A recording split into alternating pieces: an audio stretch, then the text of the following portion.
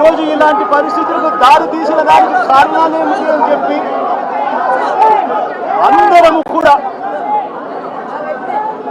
ఆలోచన చేయాల్సిన అవసరం ఉంది.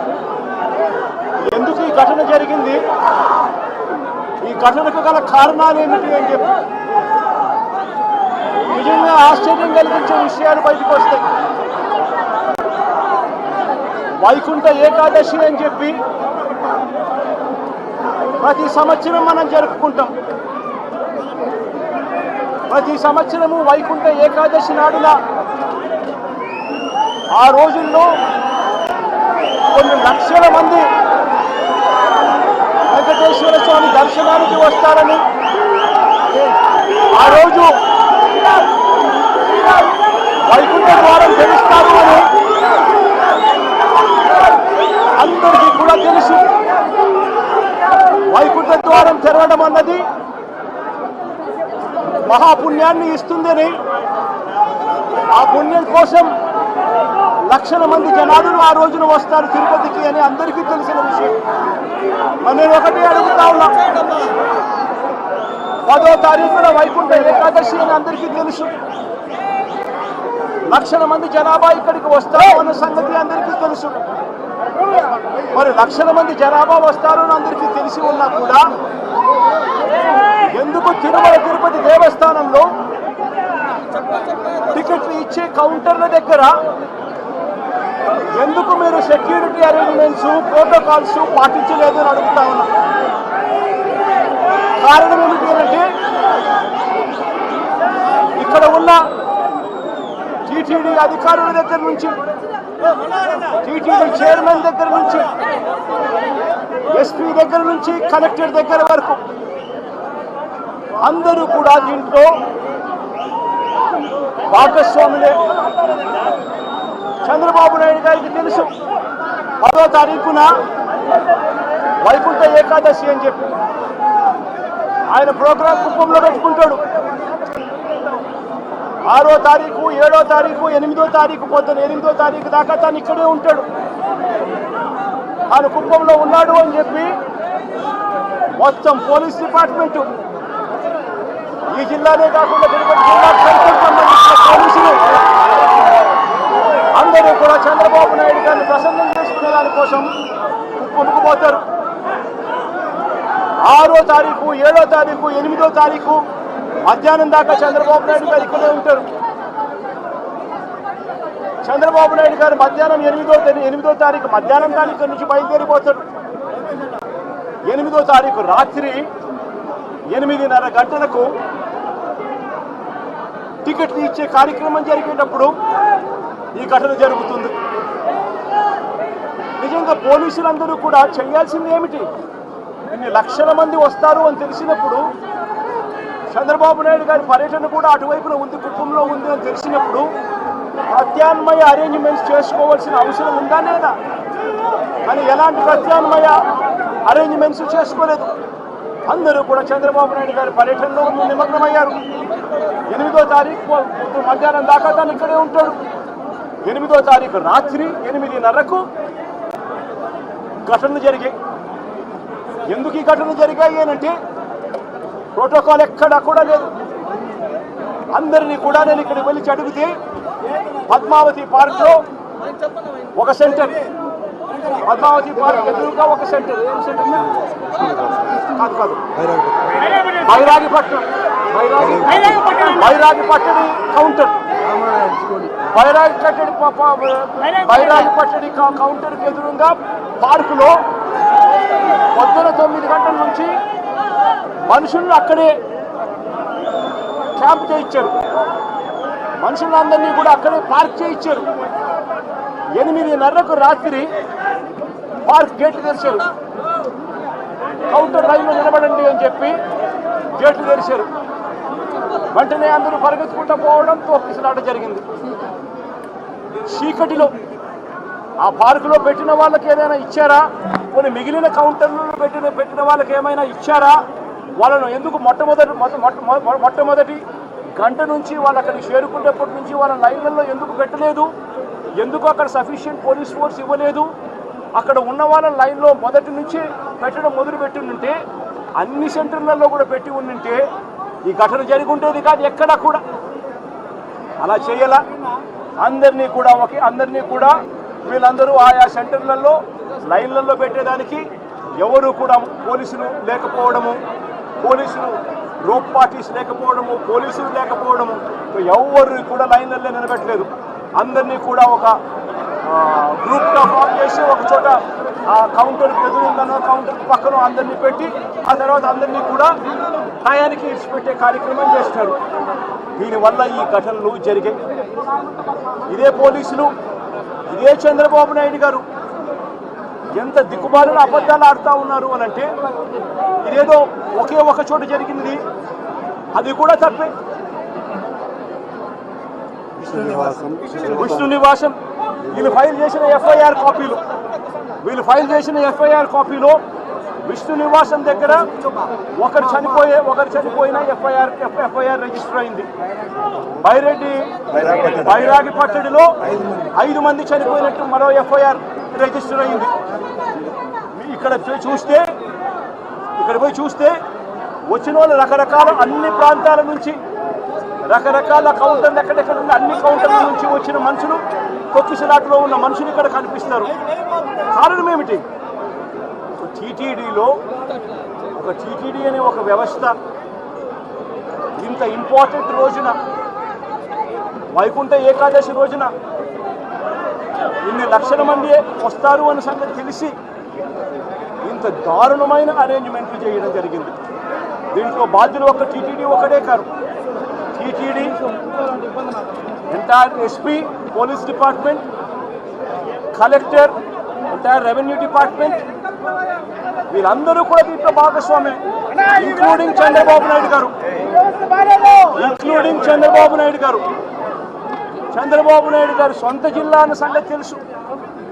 చంద్రబాబు నాయుడు గారి ప్రతి సంవత్సరం ఈ వైకుంఠ ఏకాదశి నాడున ఎన్ని లక్షల మంది జనాభా వస్తారన్న సంగతి తనకు తెలిసి ఉన్నా కూడా తన ప్రోగ్రాం 6వ తారీఖు, 7వ తారీఖు, 8వ తారీఖు తన ప్రోగ్రాం పెట్టుకొని ప్రత్యామ్నాయ అరేంజ్మెంట్ తాను చేయకుండా పోలీసులు మొత్తం తన అరేంజ్మెంట్ల కోసం తను పిలిపించుకొని ఇక్కడ గాలికి వదిలేసిన పరిస్థితుల మధ్య ఈ ఘటన చోటు చేసుకోవడం జరిగింది. ఈ ఘటనలో ఇప్పటికే 6 మంది చనిపోవడం జరిగింది. హాస్పిటల్లో ఉన్న వాళ్ళను అందరినీ కూడా పరామర్శిస్తే దేవుని దయ వల్ల ఇప్పుడు హాస్పిటల్లో ఉన్న వాళ్ళు అయితే మాత్రం మరి సీరియస్గా చనిపోయేంత పరిస్థితిలో ఉన్న వాళ్ళు ఎవరూ లేరు అన్నది తెలుసుకోవడం కాస్త సంతోషం. కానీ తీరా చూస్తే దాదాపుగా రుయా హాస్పిటల్, ఈ హాస్పిటల్ అన్ని చోట్ల కలుపుకుంటే దాదాపుగా కనీసం అంటే ఉజ్జాయింపుగా నెంబర్లు చెప్తా ఉన్నారు. ఇక్కడైతే 35 మంది చెప్తా ఉన్నారు. రుయా హాస్పిటల్లో ఎంతమంది ఉన్నారు అన్న సంగతి నాకు ఇంకా పూర్తిగా నెంబర్లు చెప్పలేదు. అక్కడి నుంచి ఇక్కడికి పంపించినారు అని చెప్పి నెంబర్లు చెప్తా ఉన్నారు. ఇక్కడ 2 చనిపోయినారు, రుయా హాస్పిటల్లో 4 చనిపోయినారు అన్న ఇన్ఫర్మేషన్ ఉంది. దాదాపుగా ఉజ్జాయింపుగా 50-60 మంది తొక్కిసలాటలో గాయాలై ఉన్న పరిస్థితుల మధ్య పేషెంట్ కనిపిస్తూ ఉన్నారు. 6 మంది చనిపోయిన పరిస్థితుల మధ్య మొట్టమొదటిసారిగా తిరుపతిలో ఇలాంటి ఘటన చోటు చేసుకుంది. ఇంతటి దారుణమైన పరిస్థితిలో వీళ్ళు వ్యవస్థను నడిపే కార్యక్రమం చేస్తూ ఉన్నారు. ఇక్కడ ఉన్న డిపార్ట్మెంటు, ఇక్కడ ఉన్న పోలీసులకు, ఇక్కడ ఉన్న టీటీడీ సంబంధించిన పెద్దలు, వీళ్ళెవరికి కూడా అసలు టీటీడీ అన్నది ఎందుకుంది, టీటీడీ అన్న దాని విశిష్టత ఏమిటి, ఇక్కడ ఉన్న పోలీస్ డిపార్ట్మెంట్ కానీ, ఇక్కడ ఉన్న కలెక్టర్లు కానీ, ఎస్పీలు కానీ వీళ్ళు టీటీడీకి సంబంధించిన ఇటువంటి ఇంపార్టెంట్ రోజుల్లో ఎటువంటి జాగ్రత్తలు తీసుకోవాలి అని చెప్పి వీళ్ళందరికీ కూడా దశాబ్దాలుగా ప్రోటోకాల్ ఉన్నా కూడా వీళ్ళెవరూ కూడా పట్టించుకునే పరిస్థితులు లేరు.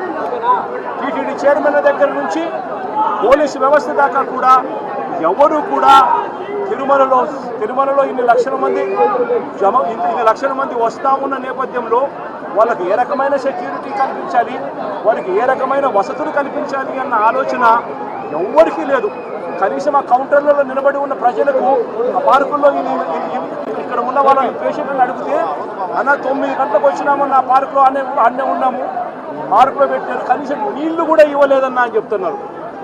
అంటే క్యూలలో నిలబెట్టడం కానీ, సఫిషియెంట్ పోలీస్ ఫోర్స్ పెట్టడం కానీ, రోప్ పార్టీస్ ఆర్గనైజ్ చేయడం కానీ, క్యూలలో ఉన్న వాళ్లకు నీళ్ళు ఇవ్వడము, మజ్జిగ ఇవ్వడము, కనీసం వాళ్ళ ఫుడ్ ప్యాకెట్ ఇవ్వడము, ఇటువంటి ఏవి కూడా జరగల. కనీసం వీళ్ళు మనుషులుగా ఉన్నారు అని పట్టించుకున్న పరిస్థితి కూడా ఎక్కడా లేదు. గాలికి వదిలేశారు నిర్లక్ష్యంగా, గాలికి వదిలేశారు నిర్లక్ష్యంగా. ఇదే 5 సంవత్సరాల కిందట మా ప్రభుత్వంలో 5 సంవత్సరాలు చూస్తే ఇటువంటి కార్యక్రమాలను ఎంత గొప్పగా చేశాము అని చెప్పి ఈరోజు కూడా ప్రజలు చెప్పుకునేంత గొప్పగా ఈ వ్యవస్థ నడిచింది. అలాంటిది ఈరోజు చూస్తే కనీసం నీళ్ళు ఇచ్చేవాళ్ళు లేరు, క్యూలలో నిలబెట్టేవాళ్ళు లేరు, పోలీసులు కనీసం రోప్పాటీలు అక్కడ ఉండి జాగ్రత్తగా క్యూలలో పర్యవేక్షించే వాళ్ళు లేరు, కనీసం క్యూలలో ఉన్న వాళ్ళకు తిండి నీళ్లు ఇచ్చే పరిస్థితి కూడా లేని పరిస్థితిలో ఈ వ్యవస్థ నడుస్తూ ఉంది. ఇంత దారుణంగా నిజంగా వ్యవస్థ ఉంది. ఇదే పెద్ద మంచి చంద్రబాబు నాయుడు గారిని నేను గట్టిగా డిమాండ్ చేస్తా ఉన్నా. ఇది ప్రభుత్వం చేసిన తప్పు, ప్రభుత్వం తప్పిదం వల్ల ఈ ఇన్సిడెంట్ జరిగింది. ప్రభుత్వం పూర్తిగా బాధ్యత తీసుకోవాలి. చనిపోయిన వాళ్ళకు కనీసం ప్రతి ఒక్కరికి కూడా గవర్నమెంటే బాధ్యత తీసుకొని ప్రతి ఒక్కరికి కూడా కనీసం అంటే ప్రతి ఒక్కరికి 50 లక్షల రూపాయలు కనీసం ఎక్స్గ్రేషియా ఇవ్వాల్సిన అవసరం ఉంది. అదేవిధంగా ఇక్కడ పేషెంట్లుగా ఉన్న వాళ్ళందరికీ కూడా ప్రభుత్వం తప్పడం వల్ల వీళ్ళంతా కూడా పేషెంట్లు అయ్యారు కాబట్టి వాళ్ళందరికీ కూడా ప్రభుత్వం తప్పిదంగా ఒప్పుకుంటూ వాళ్ళందరికీ కూడా ఉచితంగా వైద్యం ఇప్పించడమే కాకుండా ఇంటికి పంపించేటప్పుడు వాళ్ళందరికీ కనీసం 5 లక్షల రూపాయలు డబ్బులు ఇచ్చి ప్రతి ఒక్కరిని కూడా పంపించాల్సిన బాధ్యత కూడా ప్రభుత్వం మీద ఈ ప్రభుత్వాన్ని డిమాండ్ చేస్తూ ఉన్నాం.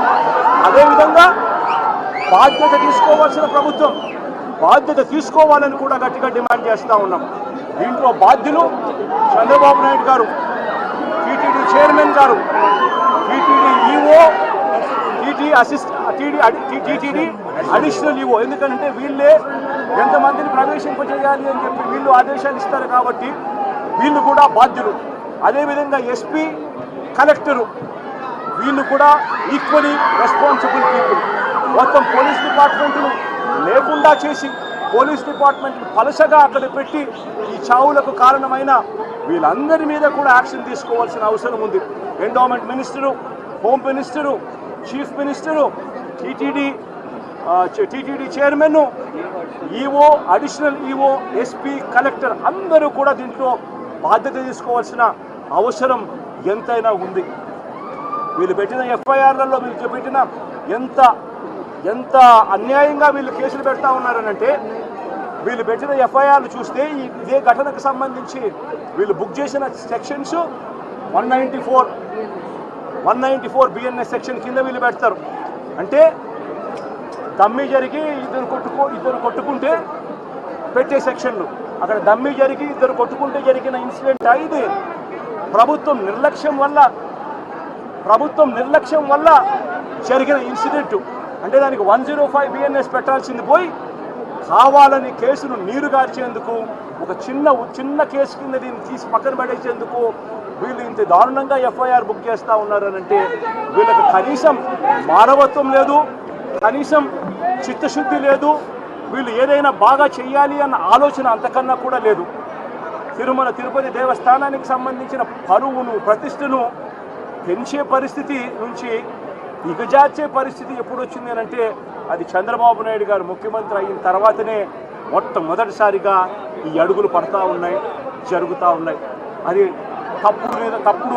తప్పుడు వాక్యాలు చేస్తూ టీటీడీ లడ్డు విషయంలో లేని అబద్ధాన్ని సృష్టించి అబద్ధానికి రెక్కలు కట్టించి తిరుమల వెంకటేశ్వర స్వామి లడ్డూ ప్రసాదాన్ని సైతం అప్రతిష్ట పాలు చేసిన చరిత్ర కలిగిన ఈ చంద్రబాబు ఈరోజు మళ్ళీ తిరుమల తిరుపతి దేవస్థానంలో ఒక బ్లాక్ మార్క్గా నిలిచిపోయే ఇంకొక ఘటనకు కూడా ఇదే పెద్ద మనిషి మళ్ళీ ఈరోజు తాను చేసిన చర్యల వల్ల ఈరోజు మళ్ళీ అదే జరిగింది. ఇంతవరకు ఇన్ని సంవత్సరాలుగా, ఇన్ని దశాబ్దాలుగా తిరుపతికి ఒక ప్రత్యేకత ఉన్నది. ఇక్కడికి వచ్చిన క్రౌడ్ మేనేజ్మెంట్లో క్రౌడ్ను మేనేజ్ చేసే విశిష్టత తిరుమల తిరుపతి దేవస్థానానికి ఉన్నట్టుగా ఎక్కడా ఎవరికి లేదు అన్న ఖ్యాతి, పేరు ఉన్న దాని నుంచి ఏకంగా తిరుమల తిరుపతి దేవస్థానంలోకి అడుగు పెట్టాలి అనంటే చంద్రబాబు నాయుడు గారు లాంటి పాలకులు ఉన్నప్పుడు ఎటువంటి దారుణమైన పరిస్థితులు ఉంటాయి అని చెప్పి చంద్రబాబు నాయుడు గారు చేసి చూపించాడు ఈరోజు. సార్ మీరు ఏదైతే బాధ్యత సార్ అంటున్నారో ఇప్పుడు ఈవో కావచ్చు, అడిషనల్ ఈవో కావచ్చు, చైర్మన్ కావచ్చు, వీళ్ళు ఎవరిపైన కూడా చర్యలు చేపట్టట్లేదు. కేవలం ఎస్పీని మాత్రమే ట్రాన్స్ఫర్ చేస్తూ ఆదేశాలు జారీ చేస్తారు. నేషనల్ మీడియాకు ఇంగ్లీష్ నాలుగు మాటలు ఇంగ్లీష్లో కూడా చెప్తాను, ఎందుకంటే కొత్త గొప్ప నేషనల్ మీడియా కూడా కొత్త గొప్ప ఉంది కాబట్టి నేషనల్ మీడియా కూడా ఉంది కాబట్టి కొత్త గొప్ప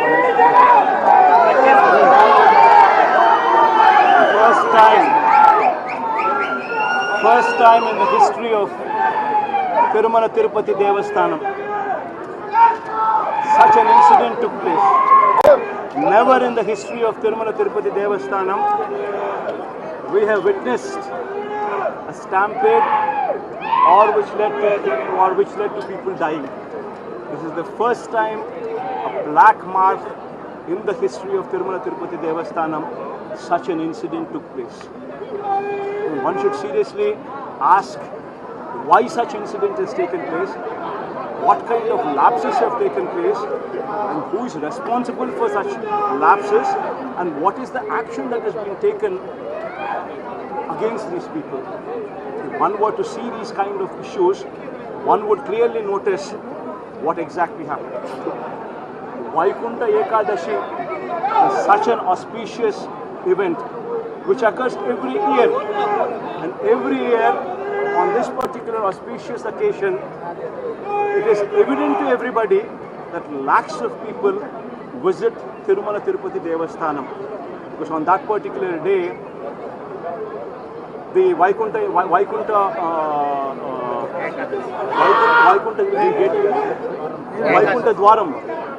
Dwaram darshanam is given, which is considered to be a very, very sacred thing. And on that particular day, lakhs of people attend Tirumala Tirupati Devasthanam. And while this is evident to everybody, what exactly happened here? Why was sufficient security force not provided? Why is it that these people who were supposed to be in the queues were not in the queues? Why were these people, all of them, grouped together in a few locations, and then they were let in to go and join the queue in one single go? These kind of questions one should ask, because there is insufficient police force. And where did the police force go? The entire police force was occupied by none other than the Chief Minister Chandrababu Naidu, who was camping in his own constituency Kuppam, with the same district, from 6th to 7th and 8th afternoon, till 8th afternoon.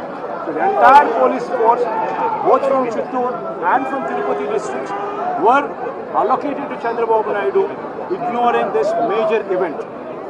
It is a known fact that Chandrababu Naidu is coming here, but it is a known fact that Chandrababu Naidu is also coming here to visit his own constituency, home constituency, Kuppam. Why were there? Why is it that alternate arrangements for security were not provided? This one should seriously ask. But it was not provided so. And the entire security force was transferred to the security of Chandrababu Naidu, leaving lakhs of people unattended to. Now that is a major cause. Now these people who were not permitted to stand in the queues, who do not have any police security, no police to escort, no police to be with them while they were in the queue, while also none of them were even given water while they were in those designated places. That was the plight of Tirumala Tirupati Devasthanam under the Chandrababu Naidu's regime. This is actually what triggered this particular incident. Now, knowing very well that this incident took place, why is it that Chandrababu Naidu, who is the man who is actually to be questioned, the people who are to be answerable to such incident, who are these people? None other than the person who is Chandrababu Naidu.